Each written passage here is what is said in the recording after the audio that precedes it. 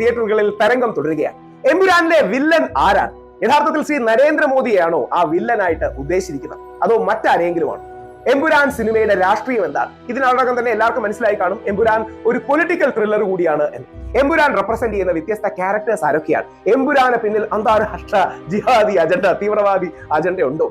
തുടങ്ങിയ കാര്യങ്ങളാണ് നമ്മൾ പരിശോധിക്കുന്നത്. അപ്പൊ ഇതിൽ ആദ്യം നമ്മൾ മനസ്സിലാക്കേണ്ട കാര്യം, ഈ സിനിമയുടെ നായകൻ മോഹൻലാൽ ഹിന്ദു, ഈ സിനിമയുടെ സംവിധായകൻ പൃഥ്വിരാജ് ഹിന്ദു, ഈ സിനിമ എഴുതിയ മുരളി ഗോപി ഹിന്ദു, ഈ സിനിമ പ്രൊഡ്യൂസ് ചെയ്ത ഗോകുലം ഗോപാലൻ ഹിന്ദു, സിനിമാറ്റോഗ്രഫി ചെയ്ത സുജിത് വാസുദേവൻ ഹിന്ദു, എഡിറ്റ് ചെയ്ത അഖിലേഷ് മോഹൻ ഹിന്ദു, മ്യൂസിക് ചെയ്ത ദീപക് ദേവ് ഹിന്ദു. അപ്പോ ഇതെല്ലാം കഴിഞ്ഞിട്ട് ഈ സിനിമ ജിഹാദി സിനിമ എന്ന് പറയുന്നവന്മാരുടെ തലയ്ക്ക് ഓളമാണ്. അപ്പൊ ഇത് യഥാർത്ഥത്തിൽ അവിടെയാണ് ഈ സിനിമ മുമ്പോട്ടൊരു രാഷ്ട്രീയം വെക്കുന്നുണ്ട്.